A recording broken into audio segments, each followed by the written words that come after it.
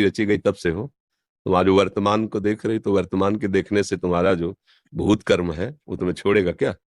भूत की तरह पीछे लगा हुआ है, उसका नाश जब तक नहीं होगा तब तक तुम्हारी इच्छा के विरुद्ध वो आचरण करवाएगा, इच्छा के विरुद्ध वो वहां की समस्या पैदा करेगा और तुम्हें जलाएगा। आज सुधर गए हो, लेकिन पीछे का जो बोया है वो तो काटना पड़ेगा। या फिर ऐसा भजन करो कि आग लगा दो गोदाम में पूरे, वो भगवान कर सकते हैं, क्योंकि गोदाम तक हमारी पहुंच ही नहीं है। वो भगवान कर सकते, इसीलिए भगवान कहते हैं अहम तो हम सर्वपापिभ्यो मोक्षयिष्यामि मा शुचा। तो आप भगवान का आश्रय लेकर भजन करो। ये उतार और चढ़ाव यात्री को प्राप्त होता ही रहता है। यात्रा सब नहीं होती, चढ़ाव और उतार ये जीवन की यात्रा है, इसमें उतार चढ़ाव आते रहेंगे। तुम यात्री कहाँ के हो? सम के। तो इस पर विषमता पर ध्यान मत दो, क्षमता की तरफ बढ़ो, भगवान की तरफ बढ़ो। सारे कर्म भस्म हो जाएंगे। जब तक ये शरीर है तो कर्म परिपाक से भोगना पड़ेगा, चाहे भजन करो चाहे ना करो। ध्यान रखना, चाहे भजन करो चाहे ना करो। अगर सुख पुण्य का प्रभाव आ रहा है तो तुम खूब कत्ल कर रहे हो, पर तुम खूब आनंद से दिखाई दोगे। और जिस दिन तुम्हारे कुकर्म का ये वर्तमान को पीछे का जुड़ेगा तो तुम्हारे सर्वनाश हो जाएगा। अब जैसे आप खूब भजन कर रहे हो, लेकिन इसकी रचना के समय कि आपको इस अवस्था में ये दंड मिलेगा, अब वो दंड आएगा। अब भजन के प्रभाव से आप रामकृष्ण हरि जपते हुए शुद्ध विवेक के द्वारा सह लीजिए, और आगे तुम्हारा मंगल है। आगे भगवान का भजन करो, इसलिए आगे तुम्हें दंड मिलने वाला नहीं। जब तक ये शरीर है ये प्रारब्ध से रचा गया है। रचने के पहले ही इसको नियत कर। देखो बड़े बड़े महापुरुषों का, रामकृष्ण परमहंस जी के गले में कैंसर था, बड़े बड़े संतों के बड़े कष्ट देखे जाते हैं। तो अगर नाम से भजन से सब नष्ट हो जाता तो फिर इनको कष्ट क्यों मिलता? ऐसा प्रश्न आता है ना। तो सब नष्ट हो गया है, वो पीछे जो जमा है। आगे जो है परम पवित्र है। लेकिन जब ये रचना हुई थी इस पांच भौतिक देह की, तब उस समय जो निश्चित किया गया था वो दंड आएगा, वो बड़े बड़ों को भोगना पड़ता है। इसलिए धैर्य रखो। हमारे कर्म ही हमको जला रहे हैं, दूसरे ने। बोले मैंने इस कर्म, इसमें तो कोई कर्म ऐसा किया नहीं। अच्छा तो गर्भस्थ शिशु ने क्या किया? वही मर जाता है, पूर्व का कर्म है ना। हाँ, वो तो अभी पैदा हुआ है, अभी तो 5 साल का है, कोई पाप किया नहीं। फिर क्यों उसको रो? किसी न किसी घटना से मर गया, बस इतने दिन के लिए था उसका कर्म, इसके बाद दूसरी योनि में चलो। ये विधान है, इसको विवेक के द्वारा, शास्त्र स्वाध्याय के द्वारा, सत्संग के द्वारा समझो और सहो। ये सहना ही पड़ेगा। इसका नाम मृत्यु लोक है, ये कर्म भूमि है। अब नया ऐसा बना लो कि पुराने को भस्म कर दे, आगे वाला निष्फल हो जाए, भगवान को प्राप्त हो जाए। वो होता केवल भजन से, केवल भगवान की शरणागति से। इसलिए समझ लो, कोई भी दान पुण्य तुम्हें बचा नहीं सकता। दान पुण्य का अलग विभाग है और पाप कर्म का अलग विभाग है। ऐसे चलता है बराबर। ऐसा नहीं कि दान पुण्य किया तो ये नष्ट हो जाएगा, ये नष्ट हो और ये भी रुक जाए। वो एक ही मार्ग है भजन, जो शुभ और अशुभ दोनों को नष्ट कर देता है और उठा करके उत्तम गति प्रदान करता है। जब तक शुभ रहेंगे तो भोगना पड़ेगा, अशुभ रहेंगे तो भोगना पड़ेगा। न शुभ न अशुभ, शुभ अशुभ दुर्ग विध्वंस बल तब जयति जयति जग उच्चर। अब वो जीत गया संसार को, अब वो भगवत प्राप्त महात्मा हो गया। अब इसलिए बहुत धैर्य से चलो। ये कि कोई हमारी समस्या नहीं, हमारी समस्या है हमारे कर्म। सीधी बात है। इसमें किसी का प्रश्न उत्तर नहीं काम करेगा, इसमें किसी का क्यों में काम नहीं करेगा। अपने कर्म आपको भोगना पड़ेगा। को न काहू के सुख दुख कर दाता, और निज कृत कर्म भोग सुन भ्राता। जैसा आप कर्म करेंगे वैसा ही है। अच्छा देखो, हमें याद नहीं कि बचपन से हमने कभी किसी जीव को ऐसे किया हो। 9 तक पढ़े, भाग के बाबा जी बन गए, तो जीवन भर कष्टमय जीवन। ये तो आज तुम तो आज भी तो कष्ट में है, अभी कष्ट में है, थोड़ी देर बाद डायलिसिस में जाएंगे। जीवन कष्ट में, भूख सर्दी गर्मी बरसात गालियां अपमान सब सहते हुए बढ़ते चले गए। हालत आज क्या है हमारी? डायलिसिस से जी रहे हैं, श्री जी की कृपा से। पर ये जो आप वार्ता और सब सुन रहे, ये भगवत बल से हो रहा है, भगवत कृपा बल। अब हम क्या प्रश्न करें श्री जी से? हमें पता है कि वो अगर कृपा न करते तो मेरी क्या दुर्दशा हो जाती। तो हम प्रश्न करने लायक हैं? हम तो केवल इतना मना रहे कि बड़ी कृपा है जो आपने स्वीकार कर लिया, नहीं तो हमारी दुर्दशा क्या होती वो हम जानते हैं।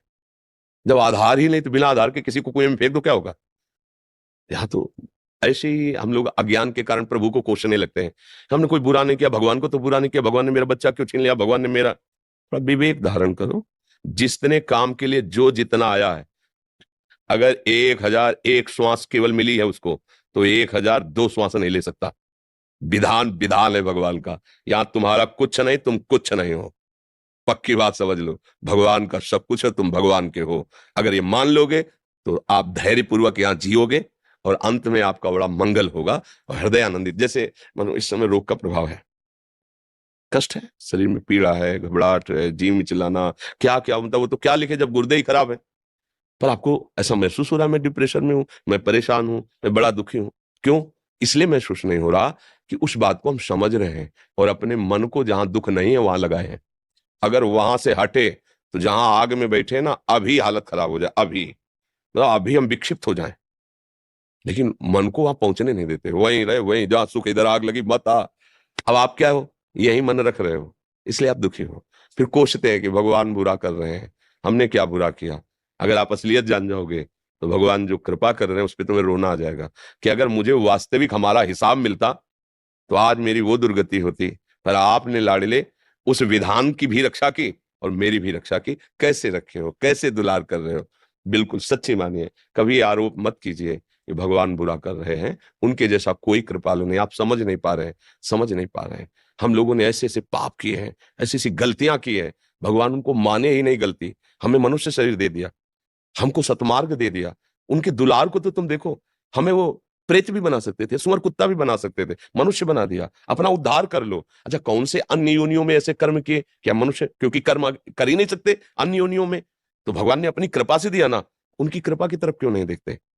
अब उनकी कृपा को देखकर अपना काम बना लो। अगर इसी मूर्खता में फंसे रहोगे, दुख आया, ये परिस्थिति आई, भगवान कोई है नहीं, भजन वजन का कोई फल नहीं मिलता, देखो कर तो रहे हैं। तो हम बता रहे ना आपसे, अगर हम प्रश्न करें अभी, हमने कौन सा है, और अभी हम ये कहने लगे आप लोगों से कि देख लो भजन का ये प्रभाव है, दोनों किडनी फेल हो गए, पापी आदमी हंसता घूमता स्वस्थ घूम रहा है, और हमारे को इतनी सेवा दी है और इतना सब जीवन भर भजन किया नहीं। पर असलियत से, हृदय से कहता हूं, अगर हमारा हिसाब हमारे साथ हो तो हम कौन सी दुर्दशा में हो तुम्हें पता नहीं। लेकिन मेरे मालिक ने हिसाब भी दिया, और ऐसे गोद में लेके ऑपरेशन कर रहे हैं, जैसे ना गोद में, बेड में नहीं लिटा के, गोद में लेके, तो उनका दुलार मिल रहा है ना, तो बड़े से बड़ा कष्ट मुस्कुरा के सहने की हिम्मत आ गई। बस ये बात आंतरिक समझो। इसीलिए हम कहते हैं लोग भागे घूम रहे हैं। तुम्हारे दुख को निवारण कर सके ऐसा विश्व ब्रह्मांड में कोई पैदा नहीं हुआ। आशीर्वाद की भावना से तो आते हो ना हमारे पास, समझना हमारी बात। हमारा मतलब गोलमोल नहीं होता, सीधी बात। अगर आशीर्वाद से काम चलता तो मैं अपनी किडनी ठीक कर लेता, डायलिसिस में क्यों लेता? मशीन की क्या जरूरत थी? नहीं है। अगर ये करना चाहे, नहीं है। पर वो जो किया है वो उनकी प्राप्ति के लिए है, इसको बचाने के लिए नहीं है। कई दिन ये बचेगा किडनी, मान लो अभी अल्ट्रासाउंड कराओ किडनी ठीक हो गई, पर बचेंगे कितने दिन? जितनी श्वासें हैं उतनी चलेगी, इसके बाद ठीक किडनी फट जाएगी। देखो ना, एक्सीडेंट होता है, चिथड़ा उड़ गए, ठीक किडनी है, दिल की गति रुक गई, क्योंकि अब एक श्वास नहीं लेना है तुम्हें। तो हम बुद्धिमानी इसी में है कि जो अमोघ धन कमाया है उससे अमोघ वस्तु खरीदे कि फटने वाली चीज खरीदे। अच्छा, अगर इसकी श्वासें हैं, इतने साल चलना है, खूब मौज से रहो, या ऐसे ही धक्का प्लेट चलती रहेगी, धक्का गाड़ी। और बेकूफी होगी कि अमोघ धन से ये व्यर्थ वाली चीजें खरीदना, ये व्यर्थ है। देह धरने का फल क्या है? भगवान की प्राप्ति। हम देह को क्यों बचाने की चेष्टा करें? हमें तो काम वो करना है जिसके लिए देह मिला है। राधा राधा राधा राधा, बस बात समझो। बिल्कुल खुली बात है, तुम कहीं भी भाग के चले जाओ, सच्चाई की तुम्हें बात कहते हैं, कहीं भी विश्व ब्रह्मांड में। यदि तुम्हारे आचरण शुद्ध नहीं है, तुम भजन नहीं करते हो, तुम दूसरे को दुख पहुंचाते हो, गंदा आहार करते हो, शराब पीते हो, व्यभिचार करते हो, किसी का आशीर्वाद तुम्हें नहीं बचा सकता। भाग लो तुम, किसी का आशीर्वाद तुम्हें नहीं बचा सकता। और आज से स्वीकार करो कि अब लो नशानी, अब न, आज तक गलती की प्रभु, वो क्षमा कर देंगे। पीछे का हिसाब जो शरीर रचने के समय वो भराएगा, और पीछे गोदाम जो जमा उसको भस्म कर देंगे, और आगे जो गलती होगी उसे क्षमा कर देंगे, और तुम्हारे निहाल कर देंगे। सार बात यह है, अब ये समझ में ना आए तो हरी जाने। और आप ये दवाई हम दे रहे हैं आपको, पक्की बात मान लेना। अगर राधा राधा जपोगे कोई प्रश्न नहीं करना पड़ेगा, आप देख लेना यहाँ कुछ होने लगेगा। जहां जलन आएगी वहां एक ऐसी बर्फ जैसी